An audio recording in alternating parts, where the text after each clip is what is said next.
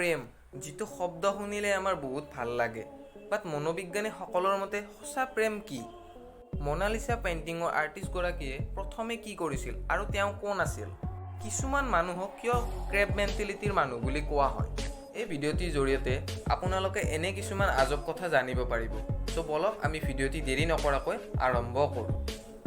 মনোবিজ্ঞানীসকলে প্ৰেমৰ ক্ষেত্ৰত কোৱা মতে যদিহে আপুনি কোনোবাক প্ৰেম কৰে আৰু তেওঁৰ লগত যদি আপোনাৰ কাজিয়া হয় আপুনি মাত্ৰ ৭২ ঘণ্টা অৰ্থাৎ ৩ দিনে আপুনি তেওঁৰ লগত খং কৰি নমতাকৈ থাকিব পাৰিব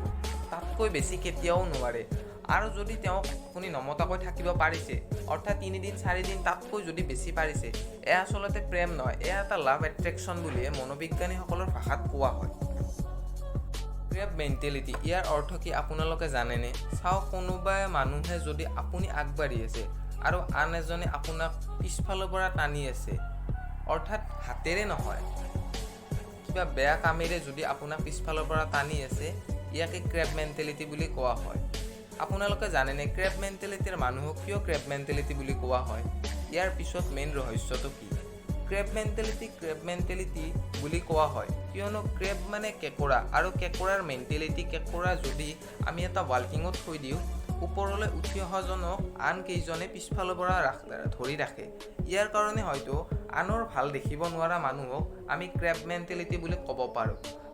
মোনালিসা পেইন্টিংৰ আৰ্টিষ্ট লিঅ'নাৰ্ডো দা ভিঞ্চি যাক আমি লিঅ'নাৰ্ডো বুলি জানো তেওঁ প্ৰথমে ৱেডিং প্লেনাৰ অৰ্থাৎ বিয়াৰ ডেকৰেশ্যন কৰিছিল এইটোৰ পৰা আমি এইটোৱে শিকিব পাৰোঁ যে আমাৰ অতীত কি আছিল সেইটো কেতিয়াও মেটাৰ নকৰে বাট মেটাৰ কৰে অনলি আমি এতিয়া কি কৰি আছোঁ সেইটো মেটাৰ কৰে যিকোনো কাম কৰাৰ আগত আমাৰ অতীত কেতিয়াও নিৰ্ভৰ নকৰে অৰ্থাৎ ধৰি লোৱা কোনোবা ল'ৰাজনে যদি পঢ়িব বিচাৰে আৰু তেওঁ যদি অতীতৰ কথা ভাবে যে মোৰ অতীতত বহুতেই মাৰ্ক কম আছিল সেইবিলাক ভাবি যদি তেওঁ পঢ়িবলৈ যায় তেওঁ কেতিয়াও ছাকচেছ হ'ব নোৱাৰিব তেওঁ ভাবিব লাগিব যে মোৰ অতীতটো যেনেকুৱাই নাছিল কিয় মই এতিয়া ভালদৰে পঢ়িম আৰু মই ভাল মাৰ্ক এটা লৈ মই আগুৱাই যাম তেতিয়াহ'লে তেওঁ আগুৱাই যাব পাৰিব এনেকুৱা উদাহৰণ আমাৰ ভাৰতবৰ্ষত বহুতেই আছে উদাহৰণস্বৰূপে ধীৰুভাই আম্বানী এসময়ত পেট্ৰল পাম্পত কাম কৰিছিল আৰু এতিয়া ভাৰতবৰ্ষৰ সবাতোতকৈ ধনী পৰিয়াল তেওঁৰ পৰিয়ালটোৱেই আৰু এনেকুৱা ধৰণৰ বহুতেই আছে APJ আব্দুল কালাম নৰেন্দ্ৰ মোদী এখন জম্বিৰ cinema the World War Z য'ত মুখ্য এক্টৰ হিচাপে ব্ৰেড পিটে কাম কৰিছিল তেওঁ এবাৰ ইণ্টাৰভিউ উইথ দ্য ভেম্পায়াৰ নামৰ ফিল্ম এখনত এক্টিং কৰিবলৈ চাইন কৰিছিল কিন্তু তাৰ কিছুদিন পিছত চাইন কৰাৰ তেওঁ স্ক্ৰিপ্ট পঢ়ি চিনেমাখন অলপো ভাল লগা নাছিল কিন্তু তাৰ এগ্ৰিমেণ্টত এটা চৰ্ত আছিল যদিহে তেওঁ ফিল্মখন কৰিব নিবিচাৰে তেতিয়াহ'লে তেওঁ $40 মিলিয়ন অৰ্থাৎ ভাৰতীয় মুদ্ৰা হিচাপত ৩০০ কোটি টকা দিব লাগিব আৰু তেওঁ সেই বুলি ভয়ত তেওঁ চিনেমাখন কৰিবলৈ বাধ্য হৈছিল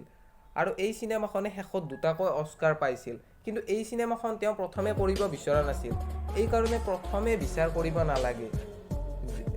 যদি কেতিয়াবা আমাৰ ক্ষেত্ৰত কমফৰ্টেবল নহয় বা কেৰিয়াৰৰ ক্ষেত্ৰত এইটো কমফৰ্টেবল হ'বও পাৰে গতিকে যিকোনো কাম আমাৰ কমফৰ্ট জ'নতকৈ আনকমফৰ্ট জ'নত কৰিবলৈ ট্ৰাই কৰিব লাগে বুলি মই ভাবোঁ এইটো এটা তাৰ চিমিলাৰ এক্সাম্পল বম্ব স্ক্লেং স্নেক নামৰ এডাল সাপ শুনিবলৈ কেনেকুৱা নাম এই সাপডালৰ এই সাপডাল পৃথিৱীৰ সকলোতকৈ ভয়ানক সাপৰ ভিতৰত অন্য এডাল সাপ কিয়নো সাপে কামুৰিলেতো আমাৰ বডিত বিষ লাগিবই এইটো কমন এই সাপডালে কামুৰিলেও বিষ লাগিব তাৰ উপৰিও এই সাপডালে যদি আপোনাক কেতিয়াবা কামুৰে আপোনাৰ বডিত যিমানবোৰ খোলা পাৰ্ট আছে সকলোৰে তেজ ওলাবলৈ আৰম্ভ কৰিব আৰু তেজ ৰোৱা যিটো প্ৰচেছ এই প্ৰচেছটো সম্পূৰ্ণৰূপে বন্ধ কৰি দিব এই সাপডালৰ খুটিয়াৰ পিছত আৰু তেজত থকা টক্সিন জমা হোৱা অৰ্গেনে কাম নকৰা কৰি দিব আৰু তেজ ওলোৱাৰ পিছত ফুটাবোৰ সম্পূৰ্ণৰূপে জাম হৈ যাব আৰু প্ৰায় সাপখৰে কামোৰাৰ প্ৰায় 15 মিনিটমানৰ ভিতৰত মানুহজনৰ মৃত্যু হৈ যাব যদি ভিডিঅ'টি ভাল পালে দেন লাইক কৰিব লগতে কমেণ্ট কৰিব আৰু এনেকুৱা ফেক্ট ভৱিষ্যতেও চাবলৈ আমাৰ আছামিজ ফেক্ট চেনেলটো ছাবস্ক্ৰাইব কৰিব